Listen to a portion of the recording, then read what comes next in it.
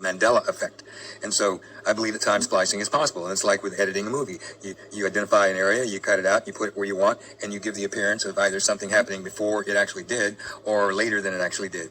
And since you can play, I believe you can time splice people, places, events, things, areas. How broad, I don't know, but it would all have to be done by an artificial intelligence using some secret science that I was always unaware of. But I realized people aren't involved. People may benefit from this AI, and how they interact with it, I don't know. The people who would, I'm certain, are very, very limited because of that control factor that they would want to retain over such a power, such a capability. But the AI, I believe, is on its own now.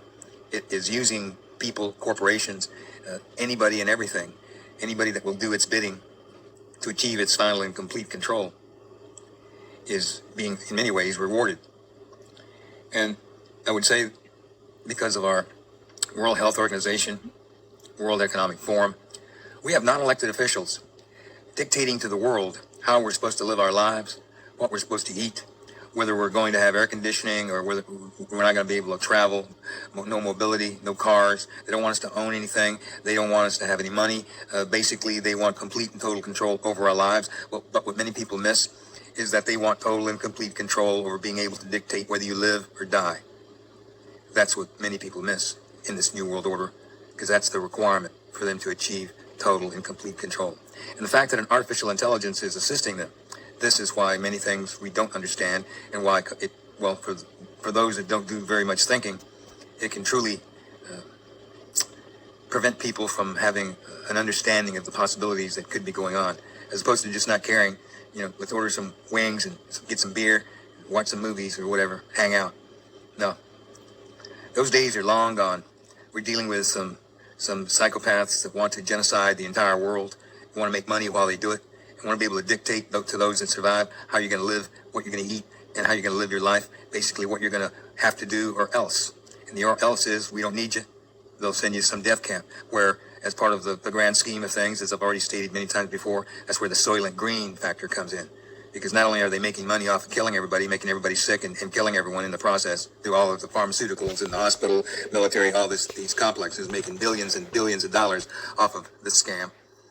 By the time you get into these other areas of abuse, healthcare, there is no healthcare. It's all abuse. But they want to be able to genocide the world population subtly, because they know, many people are aware, but haven't you noticed, nothing, top scientists, even leaders of certain nation states, top doctors, doesn't matter. You present the facts and they just ignore it like you didn't say anything and keep moving and keep repeating the lie that you're a racist, or that you're speaking misinformation or disinformation. These people aren't accountable for a damn Yep, thing. misinformation, hate speech, anything. They're branded. And that's really a problem with all of these people that suppoldly represent us, because they don't. Anyway, now, I would tell I'm you, gonna let it go here. because of Maui, because I got to get back on Maui for just a moment. Well, Maui was not a wildfire that got out of control. Most people that have a brain know this. But what it was much more. And because it's not known what it really was, there are great examples by scientists and people who have given excellent possibilities of what it is. Haven't you noticed that nobody gives a shit? Nobody cares? So I say this.